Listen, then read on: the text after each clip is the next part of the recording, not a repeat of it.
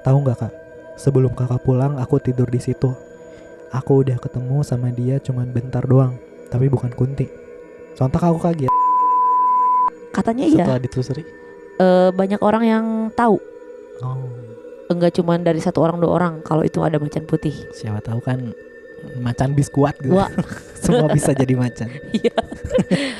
Terus warung yang jualan gorengan. Oh iya iya tahu. Nah, pas dia si beliau itu keluar, lihatlah ke arah rumahku yang lama. Nah, Ternyata ada 3 anak kecil yang lagi main, katanya. Gue dengar sendiri dari dia. lagi main apa? Lagi main aja, lari-lari gitu. Tapi pakaian lengkap anak kecil. Enggak, ya dia kayak pakai pampers aja gitu. Oh, iya. Ya, tiga. Selamat datang di YouTube channel Podcast Semi Horor. Sebelum mulai mendengarkan, silahkan klik tombol subscribe dan nyalakan tombol notifikasinya. Jangan lupa untuk gunakan headset kalian dan selamat mendengarkan. Selamat datang kembali di Podcast Semi Horor. Ui. Wih. Wih. Sayang sekali ya Angry Bird udah dihapus dari Iya. Play Store. Sedih banget. Tapi BTW itu game gue waktu Dari SD nggak sih? Iya, SD. Dari HP Viral banget. HP Java tapi udah layar sentuh. Bener-bener. Belum ada Android yang menyerang. Waktu itu dia sedang baik-baik saja. Tidak terasa Alhamdulillah. Wa Lebaran. syukurillah.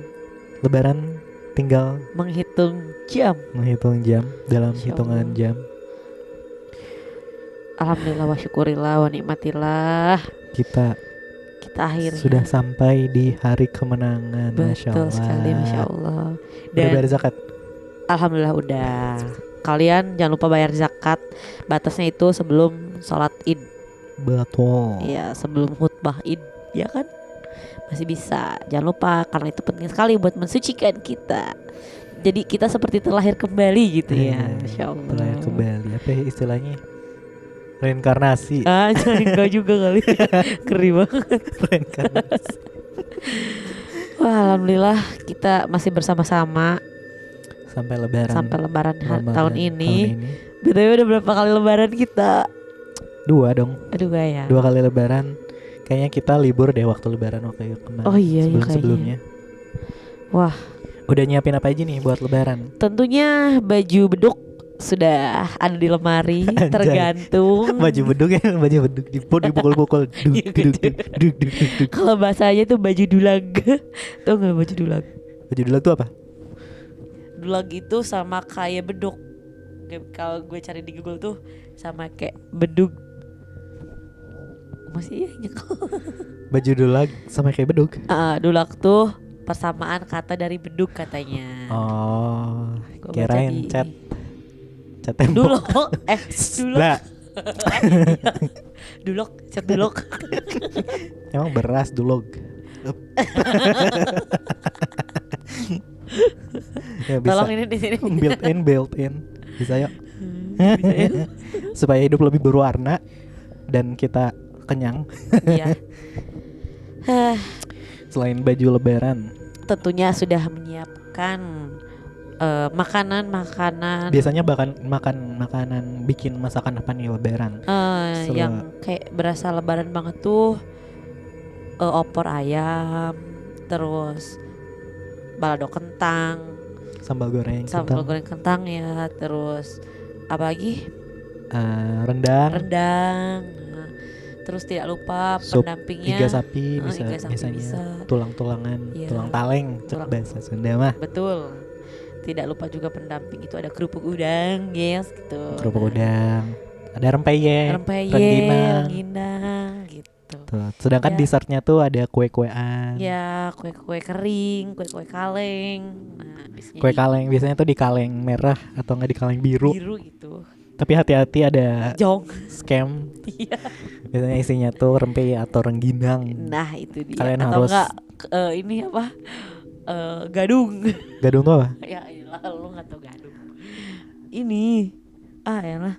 Gadung. Itulah pokoknya di sini ada gadung. Kayak kerupuk gitu sama. Nah, kayak gini. Itu. Di sini juga ada. Gadung. Terus biasanya kue-kuean tuh kayak kue yang bisa nyanyi. Seperti mati lampu, Lampu, ya sayang. Kue nasar. Tiap dibuka toplesnya tuh ada suara itu. Suara itu. Kue nasar. Terus King of the King tuh. Iya. King Nastar. Selain kue nastar tuh ada selebes ya. Oh iya. Tapi selebes. orang-orang tuh selalu orang awam tuh menyebutnya tuh selebes tuh Selebes. dengan sebutan nastar. Benar. Tapi beda gitu. Kalau selebes tuh selainya di dalam. Kalau nastar selainya di luar. Ya nggak sih? Emang iya. Nah, Gak tahu. Oke. pokoknya gitu Nah deh. itulah. Terus apa lagi? Cemiwiu. Cemiwi apa? Correct me if I'm wrong. Oh. Cemil. Cemiwi. Cemiwiu. Itu apa?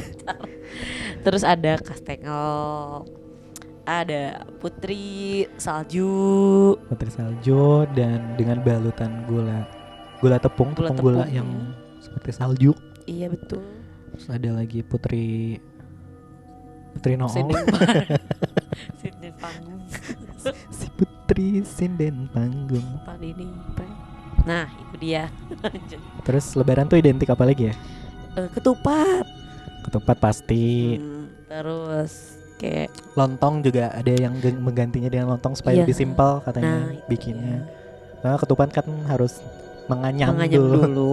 Kadang emang sekarang udah banyak yang Karena jualan sih ya, sebenarnya. walaupun udah banyak yang ngejual. Tapi nggak semua orang bisa bikin ketupat yang pas. Menganyam ketupat dengan rapi dan bagus. Nah itu dia. Dan juga dengan tekstur yang diinginkan, yang enak itu kadang-kadang suka banyak orang yang lebih memilih beli ketimbang dia bikin sendiri dari nol gitu. Walaupun pada akhirnya itu dimakan-makan juga, cuman kerapihan dan keestetikannya itu yang bikin vibes-nya lebih berasa gitu. lebaran banget gitu. Ini vibes-nya udah kerasa banget nih lebaran. Iya gila. Udah banyak iklan marhaban tiba lagi. Banyak iklan kayak sudah banyak pejabat yang mengucapkan minal aidin wal faizin. Ya, terus juga artis-artis ya udah banyak yang ininya kayak gini nih. Fotonya kayak begini. Oh iya, biasanya tuh bakal ada yang ngepost instastory ataupun feeds gitu kayak pada gini. Iya.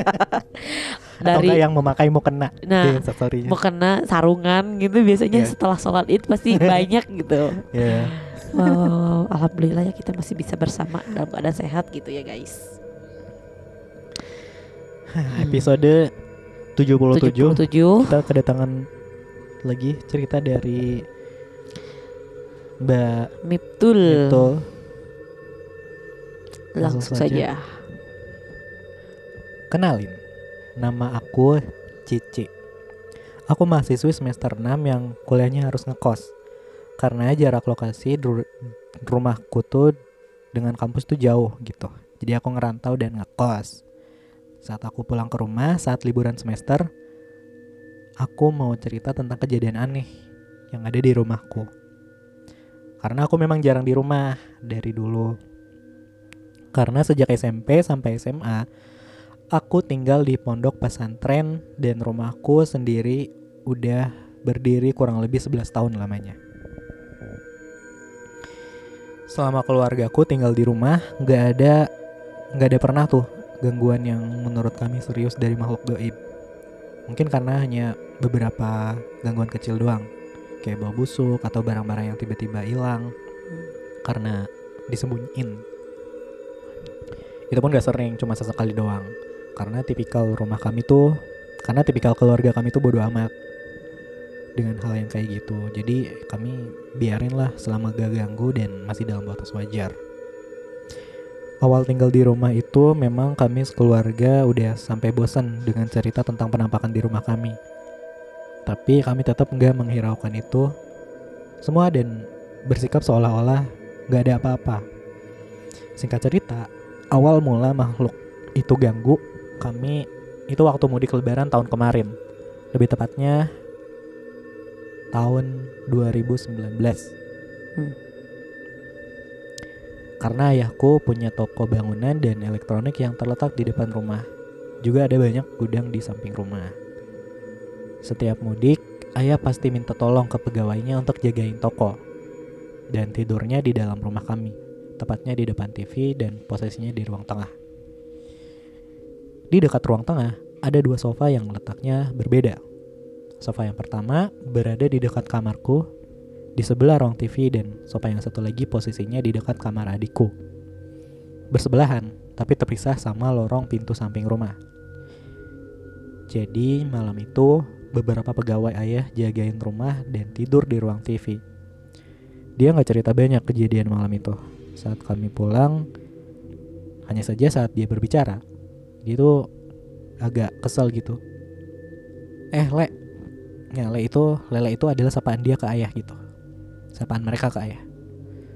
Le, buat apa nungguin rumah kalau udah ada yang nunggu? Kata mereka. Kebetulan memang pegawainya masih baru, beberapa bulan kerja. Tapi pegawai lama yang sebelumnya sering jaga rumah gak pernah cerita apa-apa.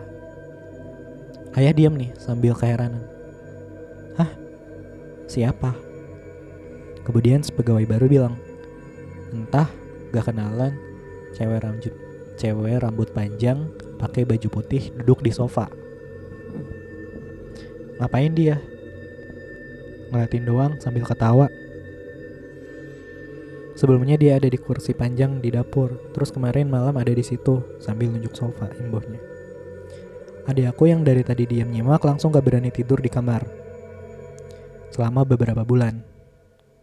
Kami sekeluarga ya masih bodo amat sambil ngangguk-ngangguk, nanggepin dan cerita dan cengar-cengir seolah gak ada apa-apa. Batinku, setan sekarang standarnya tinggi banget ya, maunya duduk di sofa. Jujur aku dan keluargaku bukannya gak percaya dengan adanya mereka. Tapi ya balik lagi ke awal, selama mereka gak ganggu, ya biarin aja gitu. Karena memang kita hidup berdampingan sama mereka.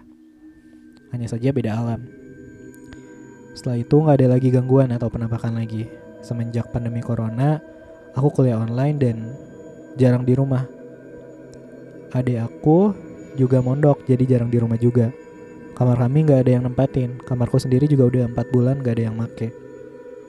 Saat aku pulang, kurang lebih udah seminggu di rumah, gak ada kejadian aneh-aneh nih. Sampai tadi malam baru ngerasain hal aneh sejak aku tinggal di rumah aku sekarang.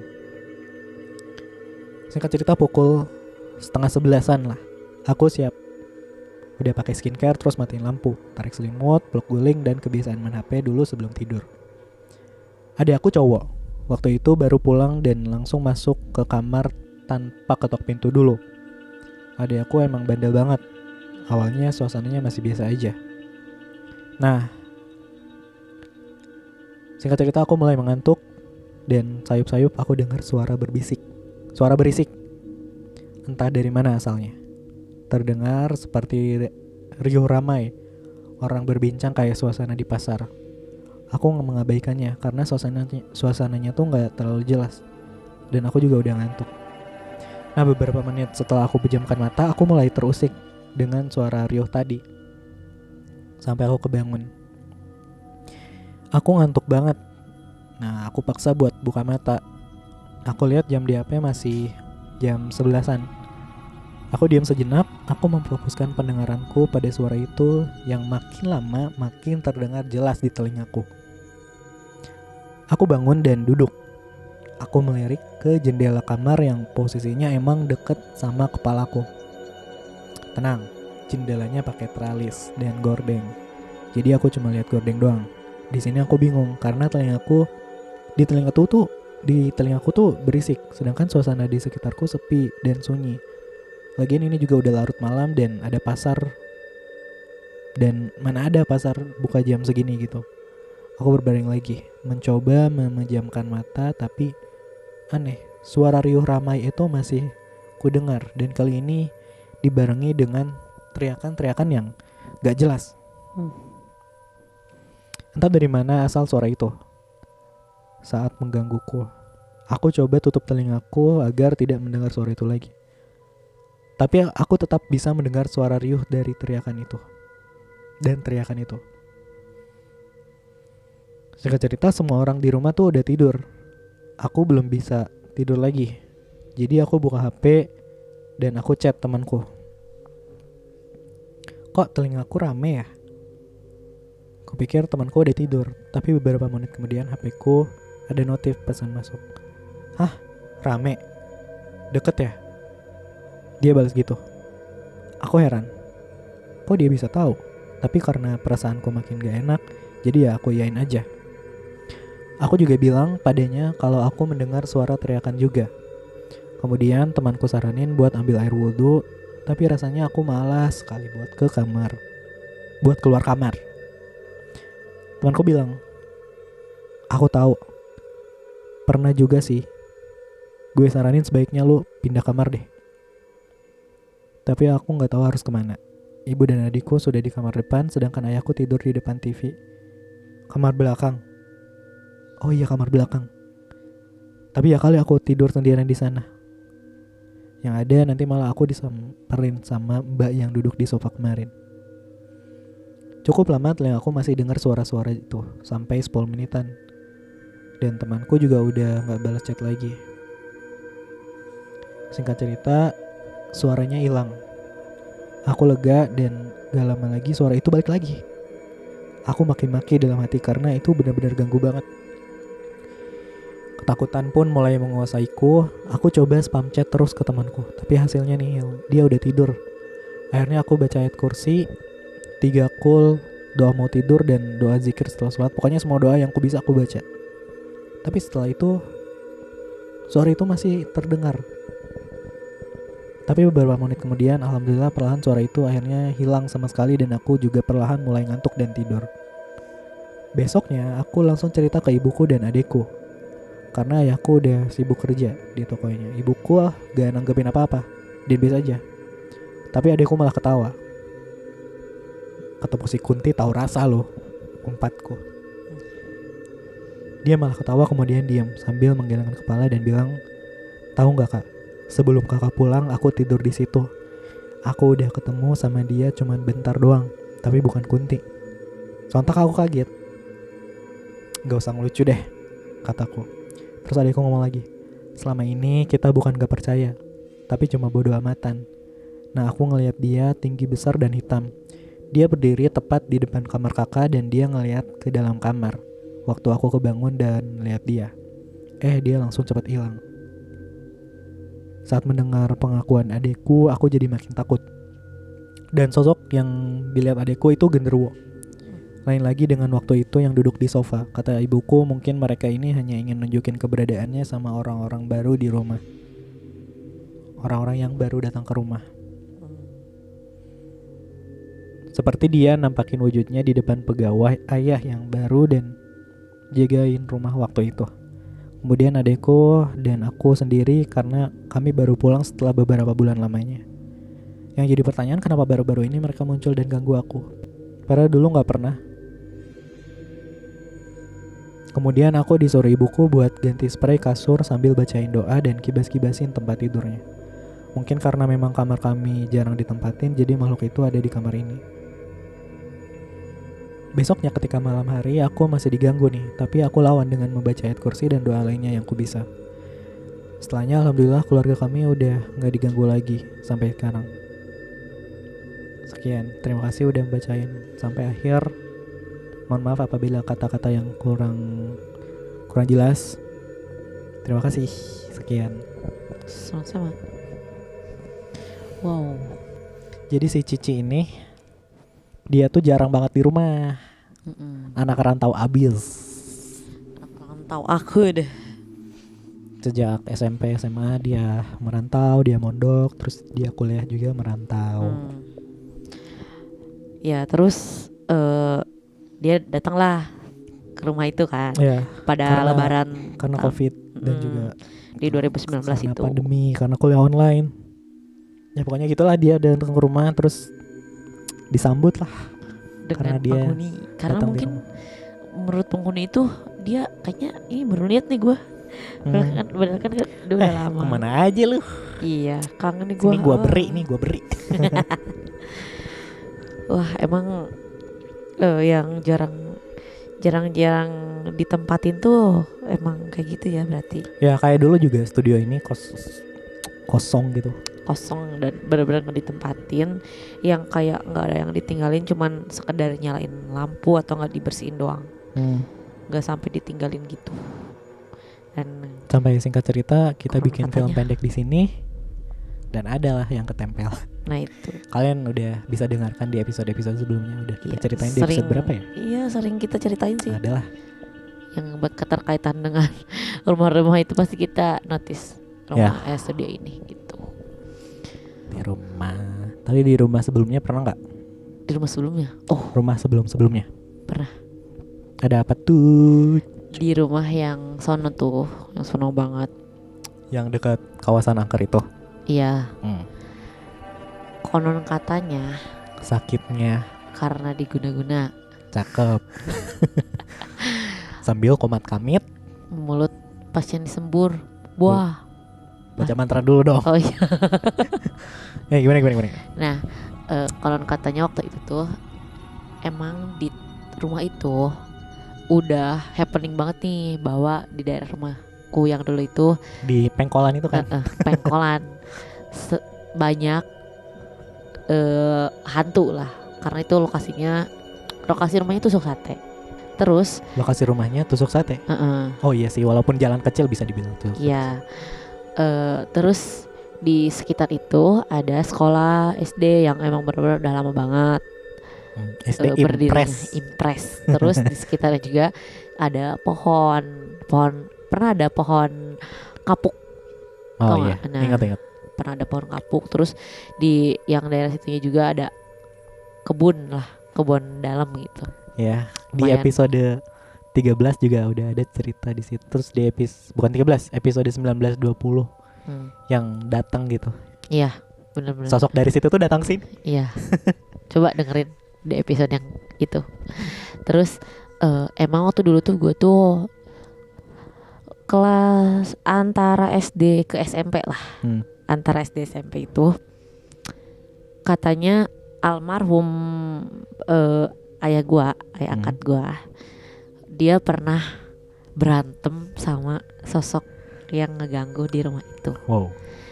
Kebetulan rumah itu tuh belum pure 100% jadi rumah. Beres. Ya, belum 100% beres, cuman bisa ditempatin doang gitu. Emang pernah katanya berantem sama sosok itu karena selalu ngeganggu. Kayak yang suara-suara gitu loh, yang ngeganggu itu emang bener-bener nggak bisa didiemin banget gitu. Udah muak lah. Lah iya benar. Udah, jadi kata ayah gue tuh, keluar lo semua pada gitu. Ya pokoknya kayak gitulah. Waktu itu nggak ngerti banget karena pas kejadian itu mungkin gue lagi tidur ya, karena kejadiannya nggak yang abis maghrib, abis isya gitu, nggak kayak tengah malam ke pagi gitu. Lewat tengah malam. Lewat tengah malam.